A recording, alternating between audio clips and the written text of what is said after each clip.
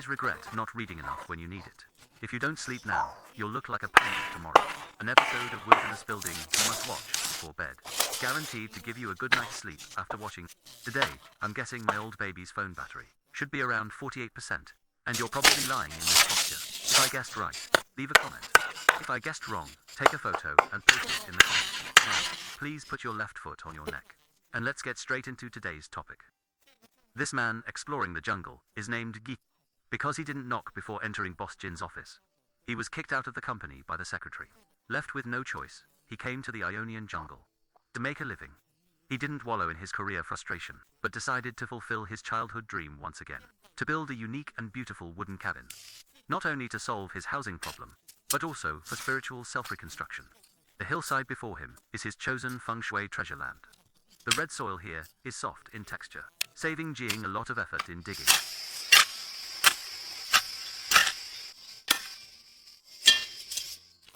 In just 2.5 hours, he dug out a flat foundation, using a shovel and some rope. He drew 2 standard circles. It seems Jiang already has a blueprint in mind. Once planned, he can sequentially dig foundation pits along the rings. I mean, bro, couldn't you get some tools? Moving dirt by hand takes so much effort. Subsequent construction still requires a lot of wood. So Jiang walked into the mountains with a saw. He prefers these fallen logs. Not only are they easy to process, but it also reduces environmental damage. He carried them trip after trip like this.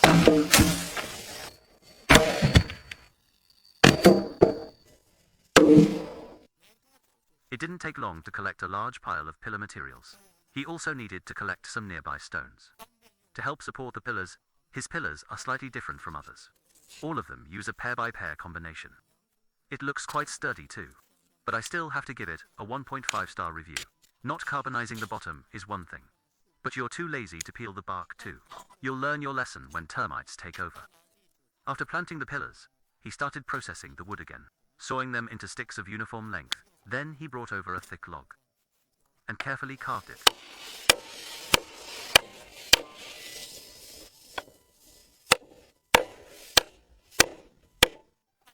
Looks like he's making a wooden trough. I thought he was going to carry everything by hand forever. Once finished, he immediately went to the nearby clay mound. After a few digs, I realized it was a termite nest. Good heavens, you're a ruthless guy. I just criticized you for not carbonizing. And now you're digging up the termites' home. You really don't take them seriously at all. Mixing fresh clay with water creates wild concrete.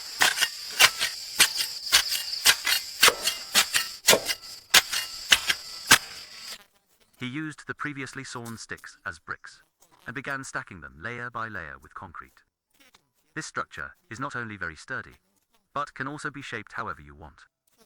Just like the circular wall he's building now. Thanks to his superb masonry skills, it soon reached half a person's height. From a distance, it looks like a delicate piece of art. The door position also needs to be reserved in advance. Considering the overall aesthetics, the door frame can't be ordinary either. So Jiang decided to get creative with bamboo. Just bending and fixing bamboo strips to the pillars creates a perfect arch. Then he continued to build upwards along the frame. He also used sticks of varying lengths for simple shaping. It looks full of design elements, and its value skyrocketed instantly. The windows use the same technique. He installed one on each side, so he won't have to worry about lighting and enjoying the view.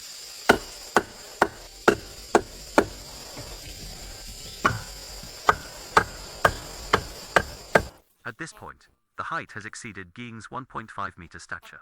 He had to pause his progress and decided to make a ladder first. He just needed to cut mortises at intervals on thick logs, and then fix the carved rungs into them. As long as the dimensions are right, not a single nail is needed.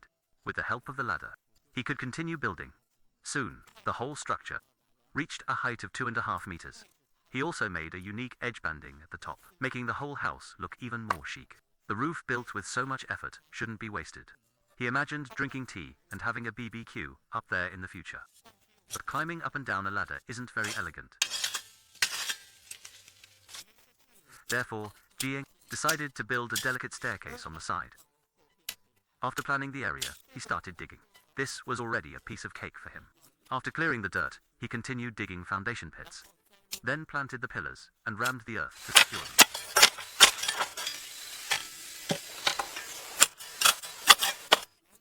I thought there would only be 2 or 3 pillars, but I didn't expect so many. Just looking at this foundation, you know how luxurious it'll be. The staircase steps are also quite important. They need to be both sturdy and aesthetically pleasing. Guying split logs and tying them flat.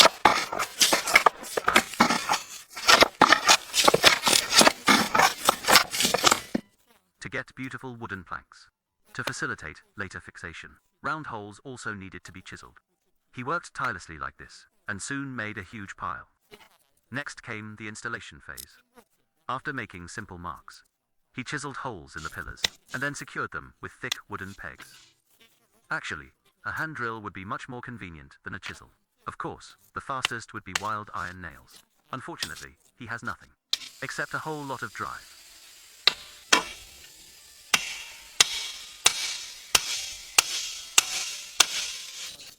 Soon all the steps were installed in place. Now he won't have to worry about going up and down. Next, he can consider sealing the house. To make the operation easier, he first chiseled holes in all the wood, and then moved them to the roof for installation.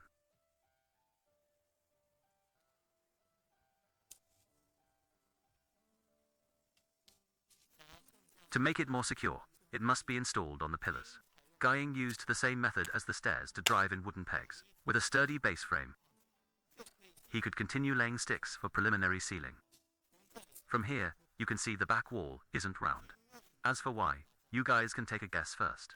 Considering the current roof isn't beautiful enough, he brought in a lot of short sticks to continue working, using concrete to build a low wall around the perimeter. And he had a brilliant design for the groove formed in the middle. First, he found a lot of thatch to fill the bottom.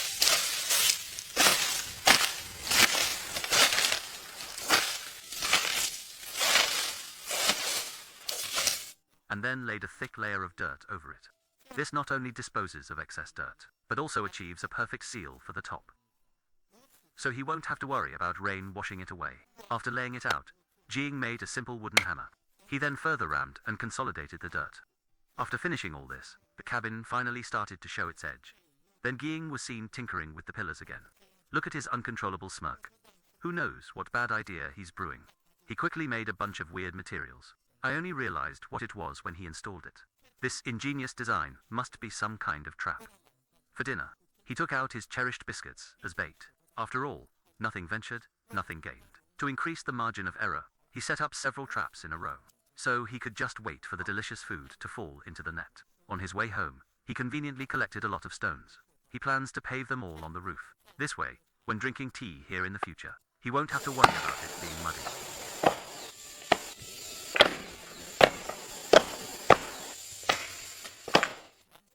With the exterior done, it's time to consider interior decoration. He first used sticks to mark out suitable walls, and then filled them with plenty of dirt, until it was completely full, then smoothed it out. At this point, everyone should be able to see why the back wall is straight. Only this way can a large bed fit perfectly. I must say, Xing's brain really works well. Of course, you can't sleep on a dirt bed.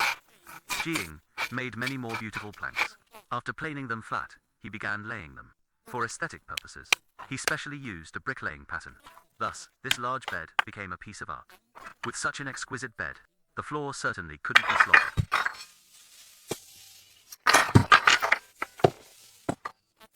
He continued collecting stones, and laid them bit by bit, not even sparing the doorway.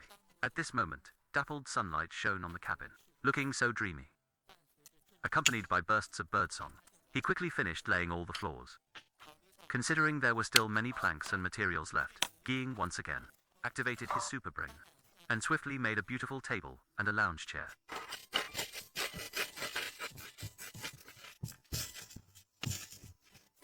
Placing them on the roof was just perfect. I don't know when he secretly made a campfire too. Now he could chop wood and light a fire.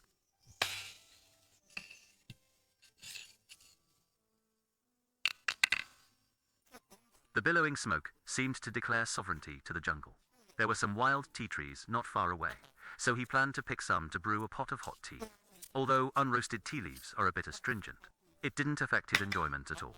After finishing his work, he remembered the traps he set earlier, so he immediately went to the woods to check. He didn't expect the small traps to be so effective, catching 3 decently sized quails in a row. Whether it's staged or not, you know it yourself. But I still want to remind everyone here, most wild animals are protected species. This is for dramatic effect. Please do not imitate. He immediately processed them and brought them home for cooking.